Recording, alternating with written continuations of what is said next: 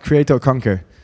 So we spend our days here at TheFamily talking to entrepreneurs, talking to people that start projects, and giving them advice. We don't like the word advice because we don't choose for people, but in the end, that's what we do. We analyze a problem with an entrepreneur, and we tell him, this is what you could do, this is what you could do, or this is what you could do.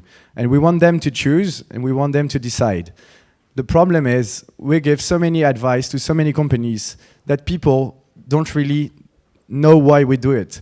And to this company, we're going to tell, you need to fundraise quickly. And to this one, we're saying, you need to wait before you fundraise. Why is that? It's not that advice is general. It's not, actually. Advice is not general. It really depends on the company, on the type of product you're building, if you're before market fit or after market fit. A couple months ago, Usama did a whole workshop on product market fit, explaining what it meant to have product market fit. And you have completely different kind of advices if you're before it or after it, because the nature of what you understood on your problem and on your business is completely different. Here, what we're going to talk about is the kind of market you're addressing. Are you building a new market? Are you conquering a market that already exists? Or are you like shuffling the cards and going to a quite different market? So advice is not general. You hear people like Steve Jobs or Henry Ford say, if I asked people what they want, they would have asked a faster horse. And you have other smart people like Eric Rice saying, go outside, talk to people, and ask them what they want. This is the completely opposite things. It's because Steve Jobs is talking about creating a new market. When you create a new market, you can't ask people what they want, because these people don't exist, and they don't know what they want. But when you're conquering a market, you can go there, the customers are there, and you ask them, okay, in this business, what kind of thing do you need? So when listening to advice, whether it comes from people like us that do it all the time, from your friends, from people that built a company 10 years ago, understand that the conditions changed. The conditions are not the same. Building a company 5 years ago is not the same as building a company today. Today you have the Facebooks, the Googles, 1 billion people on the internet, and the distribution is not the same. Distribution meaning like the sales channels. And we want you here to think in these frameworks. First one is before, after market fit. Other one is B2B or B2C, even though we believe that B2B is becoming B2C. The sales techniques are now the same. And the third one we want you to think about is what kind of market do you do? You need to know where you are to adapt. So first, you know that, but market is everything. No team can beat the market. That's been published by Mark Andreessen a couple years ago already in his famous blog post about product market fit. He says that no team ever beat the market. You can be as brilliant as you want. If you build a product that no one wants, it's never going to happen. And you're never going to be able to fast forward the technology adoption rates. So you'd better listen to your market and understand where you are. It affects absolutely everything in your company. It affects the market size of the market size you're targeting. It affects the type of launch you need to do. It affects the different distribution channels. It affects the kind of people you need to recruit. You're not going to recruit the same people, and you're not going to start a company with the same team if you're building a new market or if you're attacking a new one. Look, companies like Airb'n'b have a certain type of employees. Rocket Internet, which is copying American business model anywhere else in the world, is not recruiting the same people at all. Most people they recruit is like out of business school, out of McKinsey. This is not the people that started Airb'n'b. Different companies, different markets, different teams. It affects everything. So you'd better know what you're doing. So create or conquer. That's basically the two kind of thing you can do with the market. Either you create a new one or you conquer an existing one. You're going to see two others that are a little bit a mix about it, but this is the basic dichotomy. the dot-com bubble. Why do I mention that? I mention it because in 2000, you had 50 million people on the internet, and every company fundraised millions and millions, and they acted like they were conquering a market. They were actually creating a market. They should have been creating a market. So they spent millions and millions of dollars doing marketing, distributing products at a discount, at a loss. But doing it with no market meant failure. So all these companies, the pet.coms of this world, spent 700 million euros doing nothing. In the end, it all collapsed. It's also because the whole ecosystem went down, but it's mainly because they acted like the market was there. The market was not yet there in 2000 with only 15 million people on the internet, no mobile, no credit cards to buy online, nothing. So it also affects the market size, the time to adoption, the financing. That's what I just said before, and you can change the technology adoption curve. So the technology adoption curve is what has been publicized in different books. It's like the early adopters, then the first majority, then the rational people, and then the late majority. This curve is always the same for technology, and you can't fast forward it. So be prepared when you go out there. The first thing it really changes is the people. So as said, Airbnb or Rocket Internet don't recruit the same people, because building this or this company doesn't require the same skills, doesn't require the same team. And you guys, you all have to know where you stand. Even in politics, great warriors were not always great rulers. If you look at Caesar or Napoleon, they were maybe the best warriors in the world all time, but in the end, it finished quite bad. So you need to know where you are. And it's peacetime versus wartime. So peacetime is a company where you have good money coming in, a lot of cash flow. You're able to do things like Google and the 20% free time for your employees. You treat everyone well. You like the market. You do things for free. But this doesn't last forever. Even at Google, it's over. Eric Schmidt left 2 years ago as CEO of Google. It's not because he was a bad CEO. He might have been the best CEO for 10 years, but he was a peacetime CEO. And now Google is losing on search on mobile. It's wartime. And Larry Page came back, and they did Alphabet, and they deleted the 20% free time for employees. This is wartime. Wartime is not the same kind of people as peacetime. You need to know who you are, what you're able to do. And that's why so many founders get fired when they start their own company.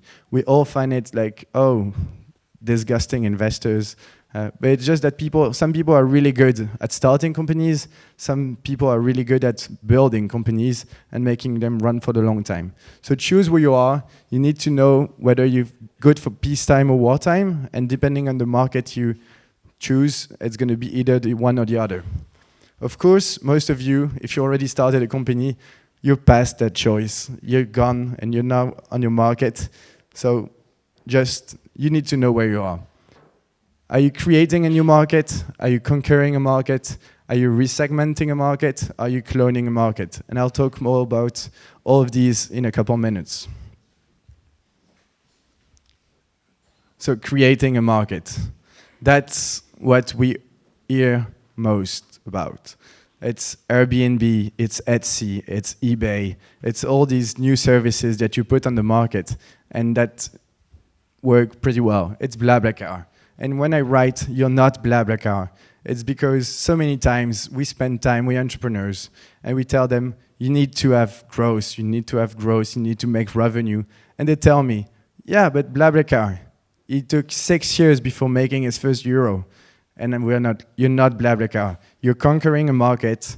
He was creating a market. And when you create a market, it takes time. Because in the beginning, people don't know what you are, don't know what you do. And after a certain time, people start to understand what you do, and it goes up. And it goes up very fast, and that's why you see Blablacar like being hundreds or 1,000 times bigger today than it was 3 years ago. but Blablacar started in 2003 or 2004. So you're not Blablacar.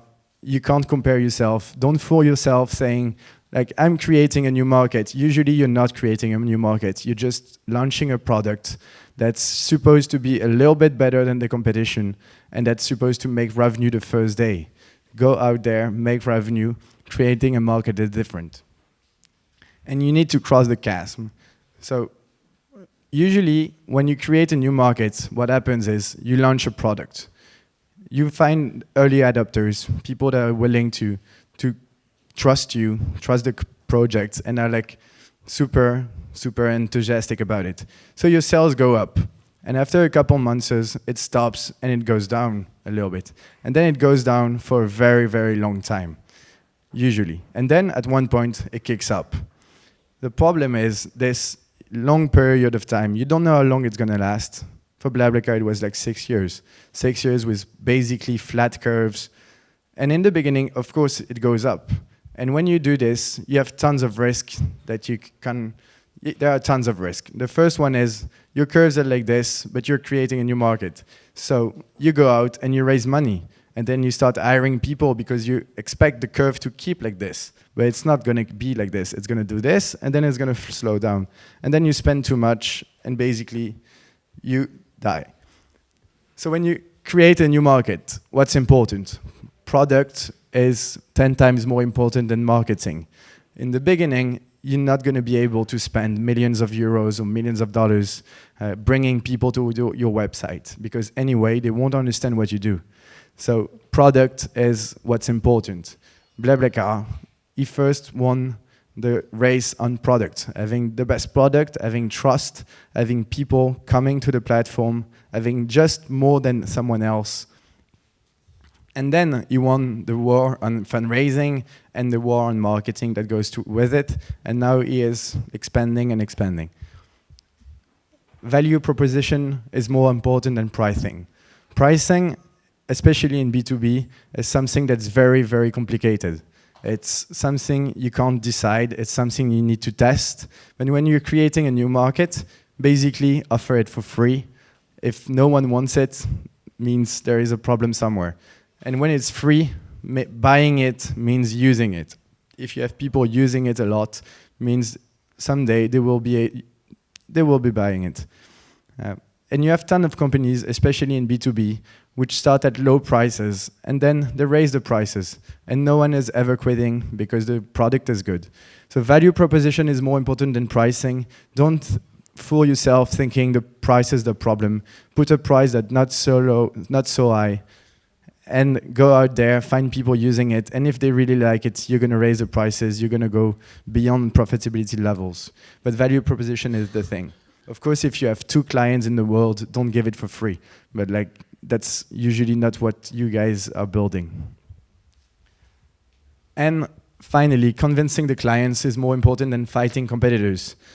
Usually, the competition is not there because you're creating a new market. So maybe someone is going to catch on you when you have this first curve in the first few months and say, okay, oh, this guy saw something, I'm going to do it. But usually, you have no competitors. The competition you risk is the future competition. Once you've proven the model, you can have someone come and raise millions and try to do the same. But it's difficult, and most people don't do it. And another example of how difficult it is to change from like creating a market to conquering a market would be Rocket Internet again. So they're really, really good at execution. They built Zalando. They built the clone of Groupon in Europe, which they sold for $1 billion, and the other one for $5 billion. So they're really good at this. And Airb'n'b, when they started in 2008, so Rocket Internet guys saw that and said, yeah, this looks cool. So they raised 90 million euros and started something called Wimdu. I don't know if any one of you ever used Wimdu. It still exists, but it's far, far, far away from being a success like Airbnb. So not the same kind of people, not able to create a market. So don't focus on competition. What's important is convincing your client. They need to be ambassadors. They need to be out there saying, ride sharing is great. Sleeping at someone's place is great. We all had issues with Airbnb. I guess most of you ever slept in Airbnb, but almost none of you has ever rented your place. So we still have skeptics, and in the end, we might not be at all. But it takes time. So when you start and you go out there and you go to create a new market, you need a couple things that are very special. You need a self-sufficient team. So you can't start a company when you create a market and you don't know for how long it's going to last, when you miss like half the skills you need to make this company live. So you start, it's a completely new market, you hire 3 freelance web developers to build your product, and then you hope it's going to work. But if it takes years and years before it really catches up, you're going to end up with no money because you're not going to be able to raise. You won't be able to pay freelance developers all the time. And the company is going to fail. So if you go out there to create a new market, your team needs to have all the skills needed to start this company. Of course, at one point when it's going to scale, it's going to be other kind of people, and you're going to recruit because you're going to have the success, and you're going to have the money, and you're going to have all you need to do that. And when you do that, as we said, value proposition is more important than pricing. The only strategy is to have 1,000 fans. So you can do whatever you want. You do things that don't scale. So things that don't scale, I guess now most of you are like accustomed to the concept is doing things basically hands-on.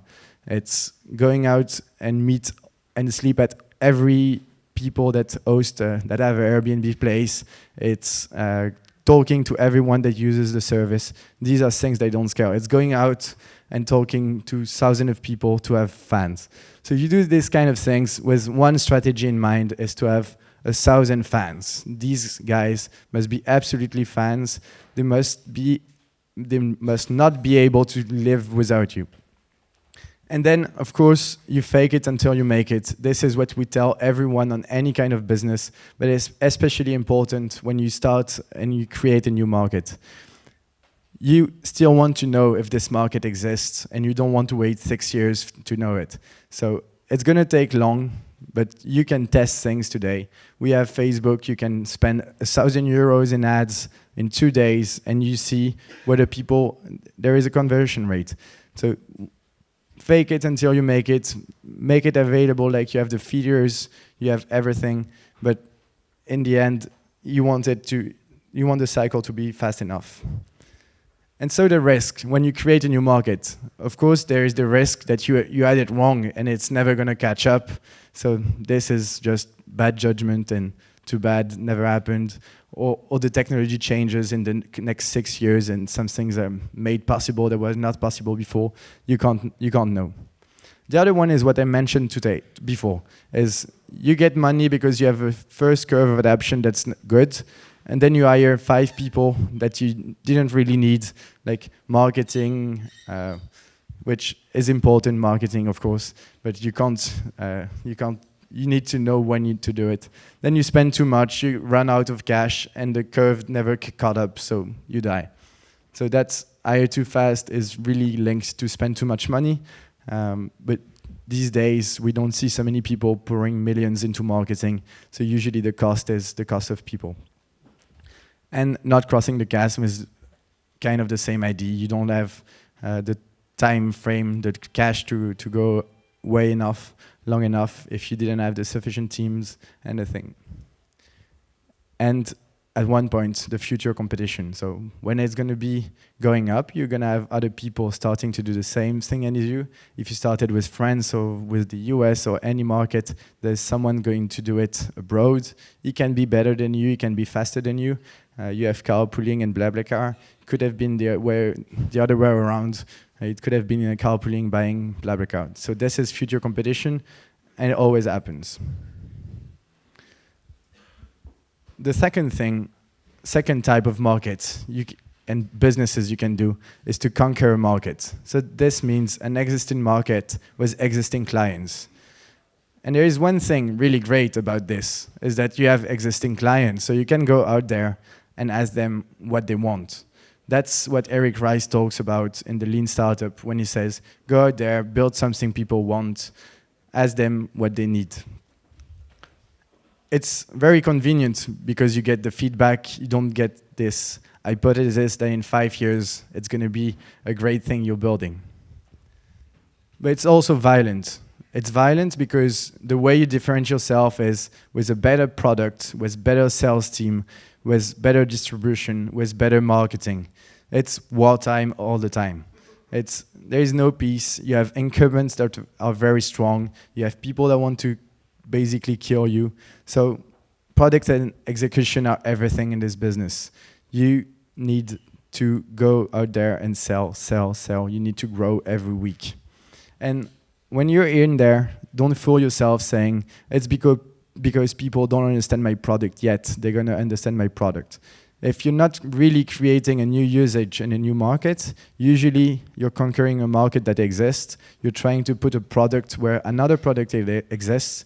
And if you're not 10 times better, that's what everyone says you need to do 10 times better. If you're not at least 2, 3, 4 times better, you're not going to be able to sell it because people need to change their habits. People need to have the switching cost for going to another platform.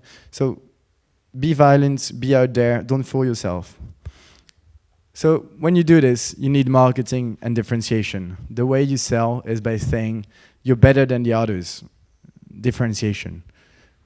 And you need marketing because you need as many people as possible knowing about you, knowing about your product, knowing how good it is. You need aggressive pricing because pricing at that point is one of the things that's going to be making you different from others. If your product is as good and 10 times cheaper, usually it still doesn't work.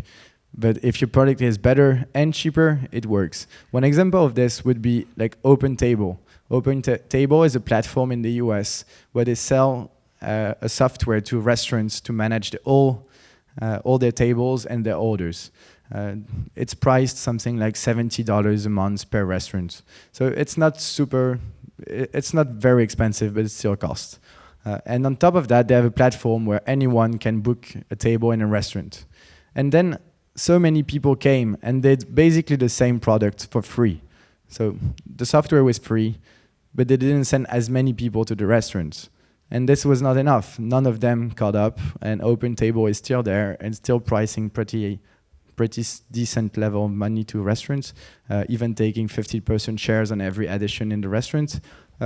So pricing, you need to be aggressive, but your product still needs to be better. And you can't be at peace until everyone else dies. That's because you're on an existing market. You're not the same. You're not the only one. You have competitors, and they're not going to rest until you die. So you have to be the same. It's wartime. The goal is to conquer all the market. It's Google and search. It took them years and years and years before being quite quiet, and today they're not quiet anymore. They restructure everything. They try to go very hard on mobile. They built Android to have their search everywhere. They gather more data. It's wartime. So what you need is a team of warriors. You need a team of warriors that's going to be out there selling and building the best product. So you need to scale an excellent sales team. Depending, of course, if it's B2B or B2C, it's not the same kind of structure you build. But when you conquer a market, you need, in order to have the steady growth is meaning you grow every week. There is no going down. And if it can go faster and faster, it's even better. You need this excellent sales teams. You need to grow so you get money and you get more money, you get more sales, and then you go out and you conquer the market. Of course, you have risks. Risks here would be lack of branding. People don't know who you are. People don't understand why you're better than others.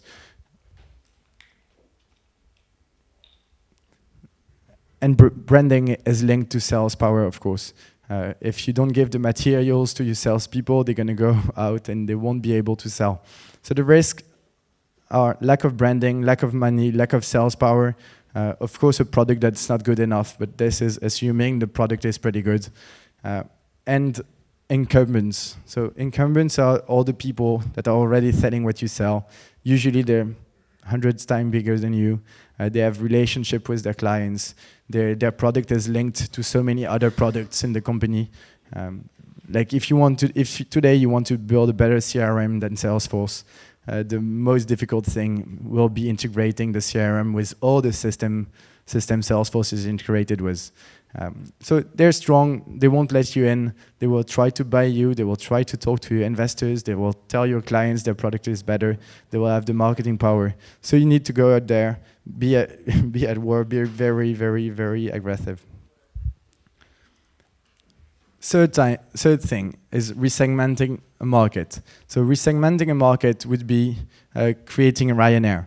So everyone knows about airline companies, but you target another niche segment, which at least in the beginning is niche, as people that are not able to pay for the service that was offered before. So you build a product that's not that good. It works, it brings you from A to B with no space for the legs, but it's cheaper. And actually, Ryanair, it's pretty impressive what they've done. 50% of the people that flew on Ryanair in the first 3 years had never taken the plane before. So that's a completely new market. And then what you see was this kind of markets, it slows down. That's the difficult thing about it. You have a very concrete value proposition, so people buy your service. It's all the people that found it too expensive to fly. And then it goes a little slower, because you and me, I guess, you still said, yeah, it's cheap, it's not that good. I'd hate it to have no space for my legs. So you took a couple years more before you took Ryanair. Maybe not all the people that are as young as me and had no money at the time. But it takes long. So it's create, because you're creating a new market, meets conquer, because in the beginning, you have a clear value proposition and a clear product you have to sell, and you have to go out there very, very, very quickly. So when you conquer a market, the sales is like this. It should never slow down. When you do this, it's like this, and then it's like this, and then it's like this, if you were right. So it's violent, and it's pretty long. Slack would be a very good example of this kind of thing. So Slack appears to be a HubChat competitor or a flow deck, so meaning a company. I guess you all know Slack? Yes? So Slack looks like every competitor, and they've been very, very good at selling. So they're now valued 3 billion after a couple months, maybe a year and a half. Of course, the story is more complex, but since they launched the product, it's been a year and a half.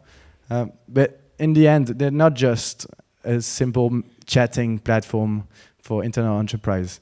So they want to become the OS, the operating system of the company. So they're trying to integrate with anything else in the company, from Dropbox to your email, which is not yet done, but it's going to be done. So for now, they're selling very well to everyone that sees them as a competitor of the HubChat, because we find it good, we find it better. We're all in the startup world, that's why we all know it, and we all buy it. But it's going to take longer before people realize that they absolutely need Slack to operate and do business. This is going to take a couple years. And that's why a company like Slack needs so much money today. Why do they need to raise 280 million when they have only 20 million in sales, a team of 10 people that doesn't spend so much money? It's just at one point, they're going to have to survive long enough to build what their vision is and go to the next level. So when you do this, you need to be prepared for a long fight. In the beginning, you have tons of competitors because your product is basically something that exists, but a little different. Then you will need a strong differentiation and good sales team to show that your product is better than competition. And in the end, you need to be right about what your hypothesis was, which is a new market you're going to be creating. So you need to be right in the end. If you're not right in the end, it's not the end. You're not over. It's just that instead of having this, well, I should do it in your side. Instead of having this, and this, you're just going to end up like this in a market that's typically a market with competitors where you take 10%, someone has 20, and someone has 20, and someone has the remaining part. And in the end, it's going to be difficult, but it's gonna happen. So what you need is basically everything. You need a good product, better differentiation, marketing and sales. Then you need enough money to survive for long enough to be able to hit the second part. That's a tough job, but once more, what you need is to know what you're doing. You don't hire people too fast when it goes a little slower.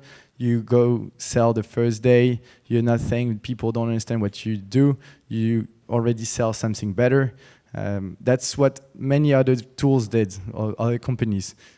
You don't build a platform from the day one saying it's a platform, because in the beginning, usually, when there's no one on the platform, it sucks.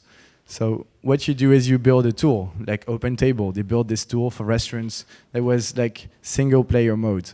And then you turn the tool into a platform. So that's what OpenTable did, that's what Instagram did. They first built a tool that was only filters and let you post towards Twitter or Facebook. At one point they said, yeah, post here, it's better. And it worked, but it didn't start like this. So you need to know where you are, what you're going to do. And you have all the risk we mentioned before. The one that's the lack of cash and a wrong intuition on where the market is moving. But this is part of the game when you go into entrepreneurship. And the last type is cloning a market. So cloning a market is you see a business model that works somewhere and you want to replicate it in a new market. You need to be very careful about a couple of things when you do this. The first is that you need to do your market research right. If it works in the US, doesn't mean it's going to work in France or in UK or in India or in China. Some people made it really, really well. Baidu, or actually the whole Chinese ecosystem is basically clones of what exists in the US. They've been very much helped by the Chinese government, but still, you have tons of other companies that work somewhere and not going to work here. One of the very basic example would be healthcare. The healthcare system is so different in the US from what it is in Europe that so many things are possible there that will never be possible here.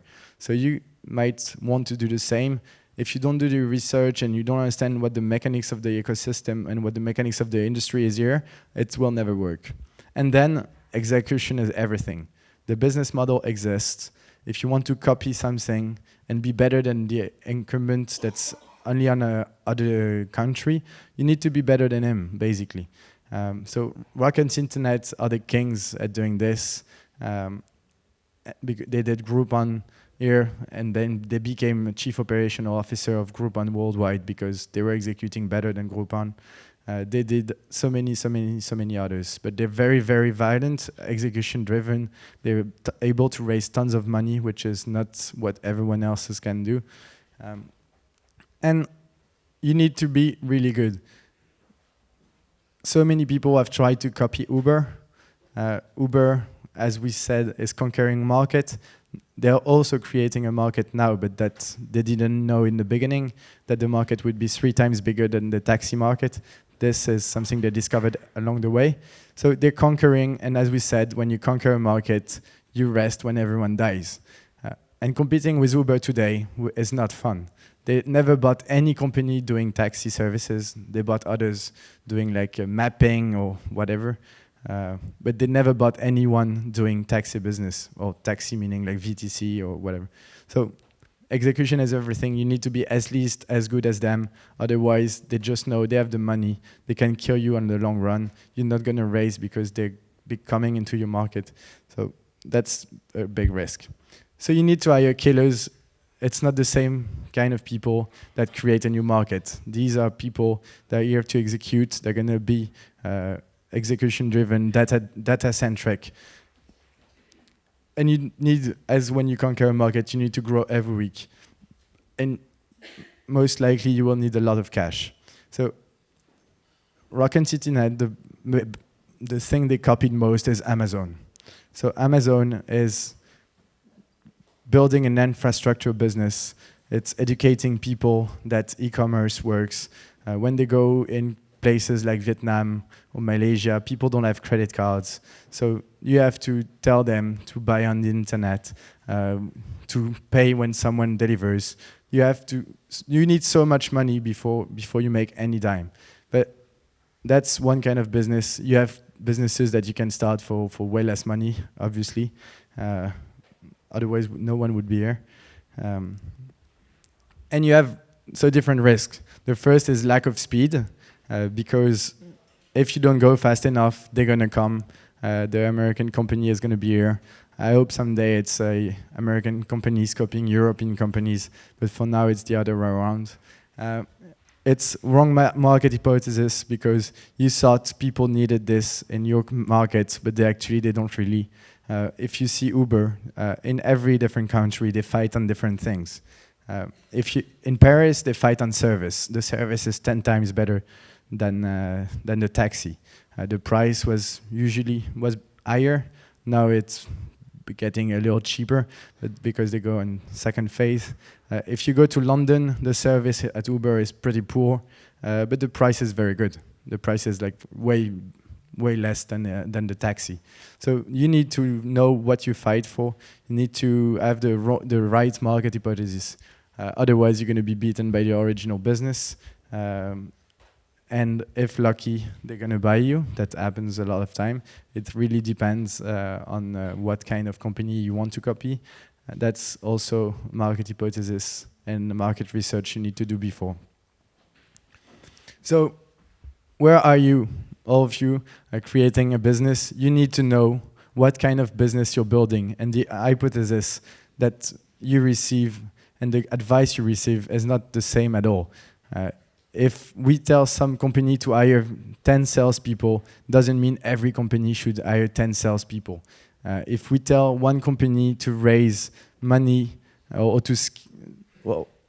even the other way, if we tell one company to not raise money until they have a product that's live, it means something about their business. No business is the same. There is no very contradictory advice. It just depends on your business. You have to think about it. Every time you read a book about entrepreneurship, every time you talk about your business to someone whose job is not to give advice to companies, you have to think maybe it's because he built a company in a different time or in a different market and his vision was not the same. You have to be the one that makes the cut, the one that decides whether the advice is good or not. But please know where you are, know the difficulties of your businesses, and don't fool yourself. It's super easy to say it's because the market doesn't understand yet what I'm doing. Usually it's not this. It's you that don't understand your market. You have to sell, you have to fake it until you make it to know it fast, and you have to do it as quickly as possible. Usually it's pretty obvious to know where you are if you're creating, if you're conquering, or if you're cloning, especially cloning, because you start saying yourself you're cloning. Usually it's pretty obvious. Sometimes it's a little more tricky. If it goes fast and then it's slowing and you hope that something is going to change, you have to adapt. You have to put sufficiently enough cash on your bank account, or not spend too much cash. It depends on it changes. All the people you need to hire are not the same. So know where you are, and thank you. And I'm open to any question.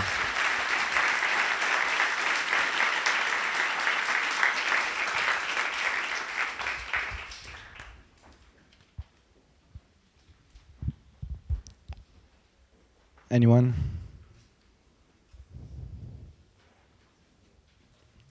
It's always the most difficult part.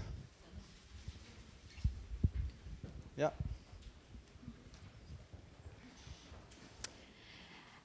What's one tip or advice you could give us about how to know where you are?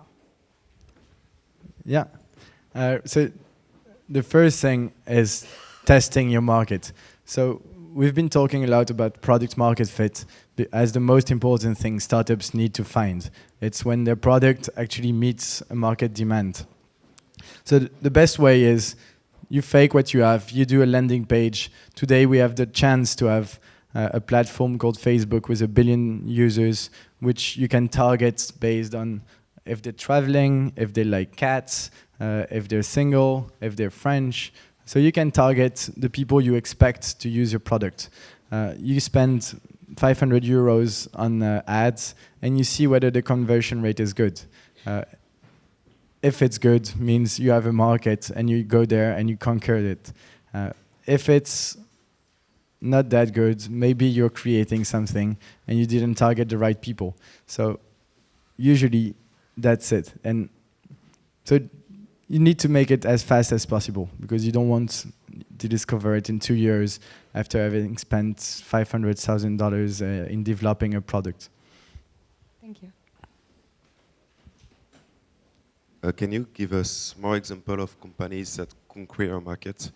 Because you said Airb'n'b and Uber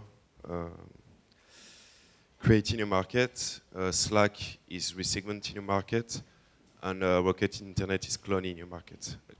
And so, which company conquers a market? Do you have examples? For me, Uber is conquering a market, like really conquering.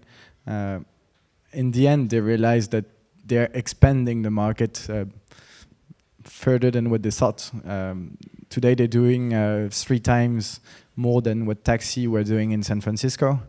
So it means the market is bigger, but they're really conquering. They're going everywhere and really like making out on the ground. Amazon is also a company that's conquering its market. They started with being a bookstore and went there to kill any other bookstore in the world, which they pretty much did. A lot of companies are conquering. It's usually most of the companies are conquering. The thing is, they don't go to a global scale, because it used to be kind of impossible. It still is super difficult to go to the monopoly. So usually you have companies that fight for market share and have between 2 to 30%. But it remains most of the companies. Okay, thank you.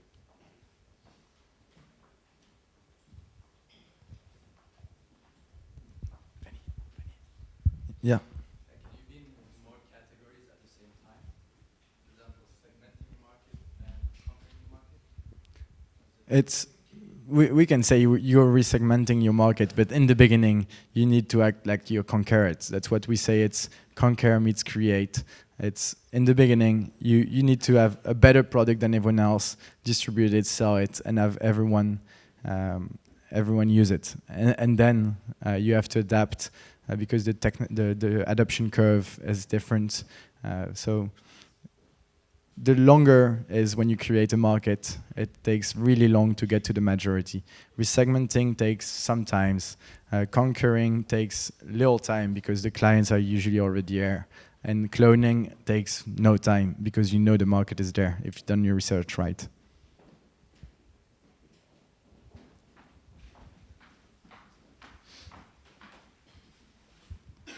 Thank you. And you at TheFamily, do you consider you are creating, cloning, conquering a market? In Paris, I think we were creating the market, but now we aim to conquer Europe. I'd say. Of course, we have things we inspire about, like everyone knows Y Combinator. You have a couple accelerators in the world that are very famous. And what most people do is copying what Y Combinator did and do the same somewhere else. So you do a 3-month program with a demo day at the end. We try to be a little different. We have no batches. We have no demo day. We have a model that's pretty different. But of course, we get the best from what exists somewhere else. So that was maybe creating our market here, or at least finding a spot. And now we're going to conquer Europe. I wish. Thank you.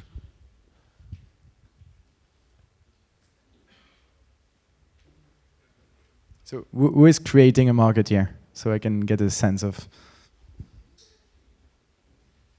10, 20 people. And who is conquering? You see most people.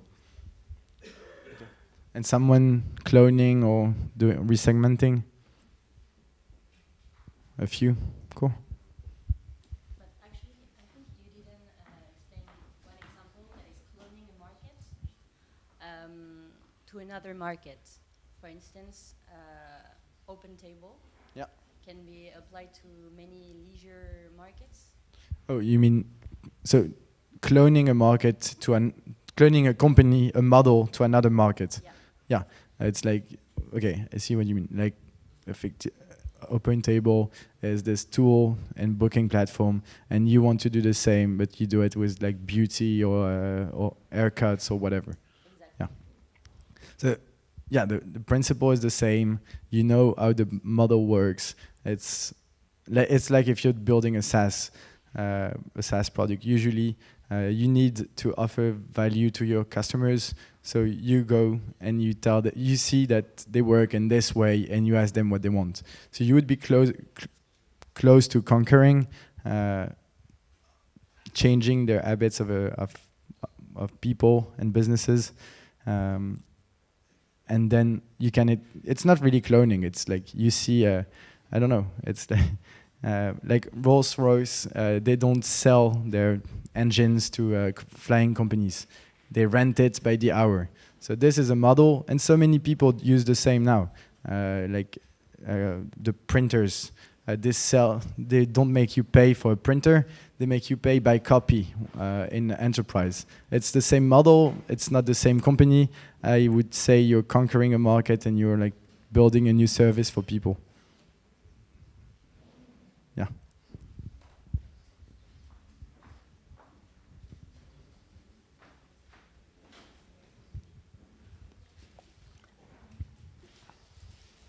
Hi. When you conquer Turn it a on. market, closer? Yeah, okay. When you conquer a market and you are a brand new player, sometimes it's very tough to be legitimate, to look serious and solid. Do you think there is an approach to privilege in order to be taken seriously? You have to feel like you're serious. You have to be confident your product is good. You can try to fake a few features to make it more complete. But usually just be confident that your product is good. If it's not good at all, then you have to work on the product a little more. At least the only thing you need to know is that after a couple weeks or a couple months of work on the product, it's going to be sufficiently good. So when you go in the beginning, you have to feel that the company or your client is really willing to have it. And if he tries your product and he insults you because the product is really bad, it usually means that he cares about what you do and that you should keep going in the same way. It's something fun we've seen when we launch new products. The more people hate it, usually it means there is a future for the company. It's just that when people care about what you do and that they react in a bad way, it's usually that they really care. If everyone uses your product once, twice, and never ever tells you, it's usually that you have something that's nice to have, but that's all. They don't really need it. So in the beginning, that's the kind of sense you want to see. If they insult you, it's a good thing. It means you have a couple more features to build and polish a bit the product.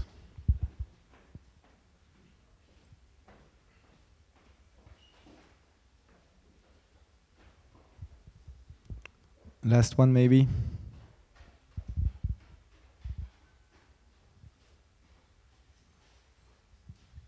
What is your next step yourself? Conquer or create? Yourself. Yeah, what myself. Will you do? Here at TheFamily, I see everyone that applies, and I decide in which company we invest. But as me personally, I would say I'm more a conqueror. It's just that I'm not patient enough to create and wait for 5 years, I guess. I'm not sure yet. Maybe it's going to change and I'm going to be super persuaded I have the idea that's going to change the world, but it has not happened yet. Thank you, everyone. We can stay here. The team is here.